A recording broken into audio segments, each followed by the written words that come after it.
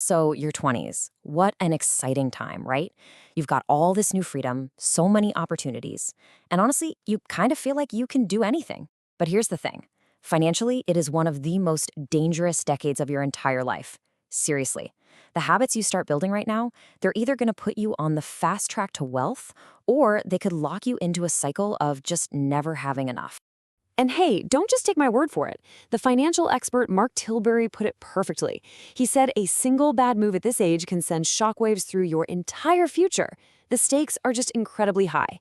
So let's break down the biggest traps people fall into and, way more importantly, how you can sidestep them completely. Okay, first up, the social money traps.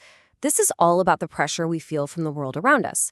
That pressure to look rich, even when we're not. Let's dive into how trying to impress other people can lead to some seriously bad money decisions. Man, we've all been there. You've got that one friend, right? They always seem to have the nicer car, the bigger apartment, the vacation photos that look like they're straight out of a magazine. And it is so tempting to try and match that lifestyle, just to feel like you're on the same level. But let me tell you a little secret about that. Here's the secret. A lot of people are just faking it. See that number? That was the average US household credit card debt a couple of years back.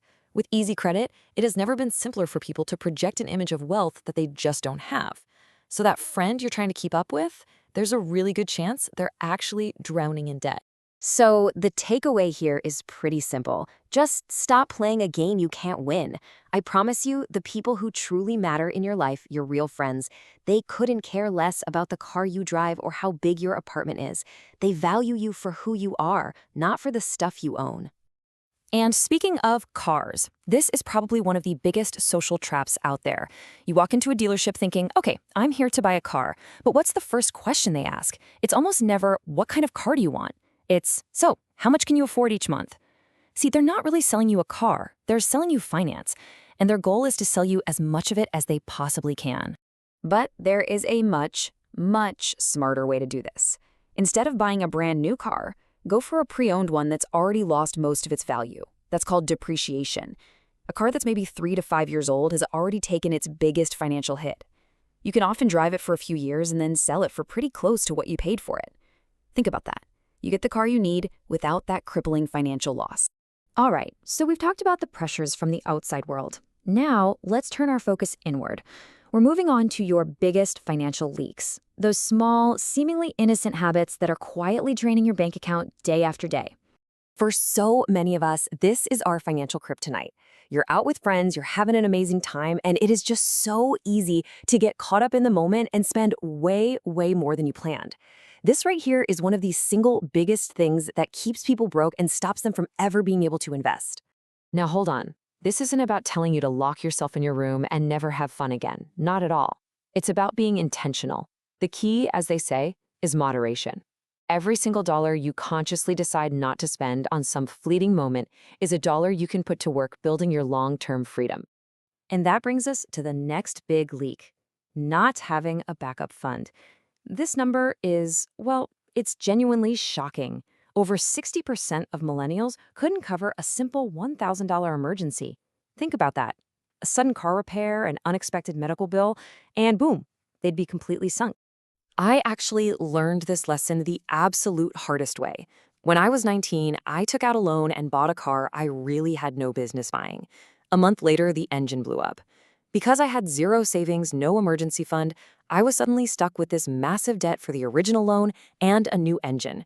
It threw me into this awful debt cycle that took me a solid year of working nonstop with side hustles just to escape. I swore to myself, never, ever again. And that story brings us perfectly to our final and honestly our most important section: avoiding future regrets. These are the huge, long-term traps that can have absolutely massive consequences if you don't get a handle on them in your 20s. When you're young, you are incredibly rich in one thing that older people would literally kill for. And it's not money, it's time. You have so much of it. You can invest that time in learning new skills or creating side hustles that will pay you back for decades. For me, I used my spare time to sketch model planes. It was just a hobby, but it eventually turned into a global business. Don't let that time just slip through your fingers. Okay, here's another trap that's all about emotion winning out over logic. That desire for freedom is so strong, I get it. But moving out of your parents' house before you're truly financially ready is a huge mistake. People only seem to focus on the rent or the mortgage, but they totally forget about everything else. Food, maintenance, bills, travel. The list just goes on and on. If you can, stay at home as long as you possibly can and invest that money instead. But of all the mistakes we've talked about, this is the big one. This is the one that can change everything. Retirement feels like it's a lifetime away when you're in your 20s, so it's super easy to just say, I'll deal with that later. But that delay is more expensive than you could ever imagine. So let me ask you, how much do you think a simple 10-year delay truly costs you? The numbers on this chart are brutal. They don't lie. If you invest just $100 a month for 30 years, you'll end up with over $116,000. But if you wait just 10 years to start, you end up with only $50,000. You lose more than half of your potential wealth just by waiting. So how is that even possible? What's the magic here? Well, it all comes down to this one incredible, almost magical concept: compound interest. It's not just about earning interest on your own money. It's about earning interest on your interest. Your money literally starts making its own money, and over time, it just snowballs into something huge.